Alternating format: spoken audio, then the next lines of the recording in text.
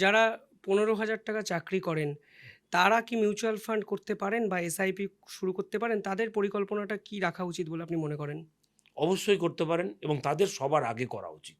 আমি যত জায়গায় যাই বা আমি অ্যাওয়ারনেস যেখানে অ্যাওয়ারনেস সেমিনার হয় সেখানে সবসময় বলি যে তিনি অন্তত একটা ৳১৫,০০০ যার মাসে রোজগার, হুম, তা তিনি একটা ৳২,০০০ এসআইপি তো কষ্ট করে করতে পারবেন। ইনভেস্টমেন্ট করতে গেলে না আপনার প্রাথমিকভাবে পকেটে চাপ পড়বেই।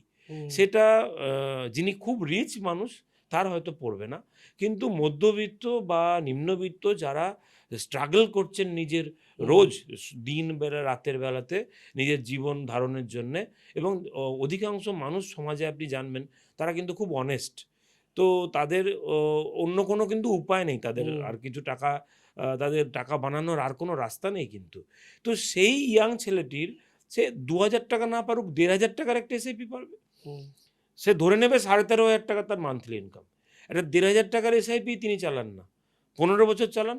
দেখবেন তার কাছেও একটা এমন একটা ফিগার চলে আসবে, হুম, যে ফিগারটার তার ম্যাচুরিটি হবে, সেটা তার অত্যন্ত কাজে লাগবে। এটা আমি আমার অফিসে বসে গত ২৯ বছরে বারবার ইয়াং জেনারেশনের মধ্যে দেখেছি যে তাদের টাকা কাজে লেগেছে হুম, এবং তারা তার জন্যে খুব উপকৃতও হয়েছে।